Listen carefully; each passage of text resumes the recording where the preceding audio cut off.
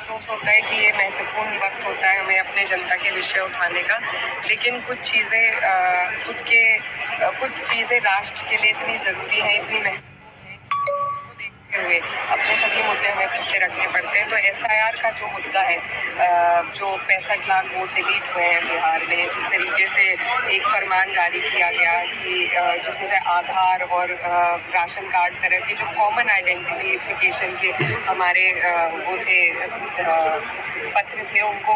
छोड़कर बाकी चीज़ें जो लाई गई, तो ये एक बहुत बड़ा सवाल खड़ा करता है हमारे यहाँ की इलेक्शन कमीशन की कार्यप्रणाली पर, और किस तरीके से हम एक्सक्लूजन कर रहे हैं कुछ वोटर्स का। तो ये एक बहुत बड़ा मुद्दा है जिससे पूरा लोकतंत्र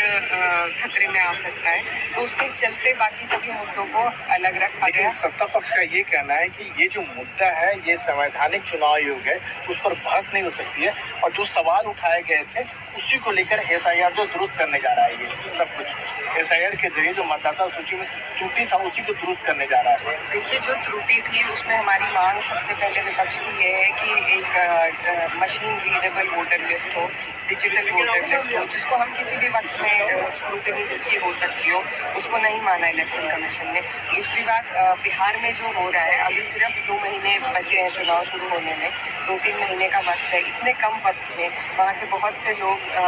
बाहर प्रदेशों में मजदूरी करते हैं, काम करते हैं, अपने अपने कामों की वजह से लोग इधर उधर हैं, तो वो लोग कैसे आकर इतने कम वक्त में, इसमें एक टाइम का एक बड़ा इशू है। अगर आज आप उत्तर प्रदेश में या किसी और राज्य में अभी जहाँ पर चुनाव हुए हैं उन राज्यों में आप करें तो बात समझ में आती है, महाराष्ट्र में करें, हरियाणा में करें, क्योंकि लंबा वक्त है। चुनाव से बस 6 महीना पहले आपने एक नया नोटिफिकेशन जारी किया, नए रूल्स बनाए, नए गाइडलाइंस दी, तो कैसे हम ये सुनिश्चित करेंगे कि सभी लोग उसका पालन कर पाएंगे, और क्या हमारे पास व्यवस्थाएं हैं जिससे सभी लोग उसके अंतर्गत आ पाएंगे। लेकिन सदन के अंदर जो विरोध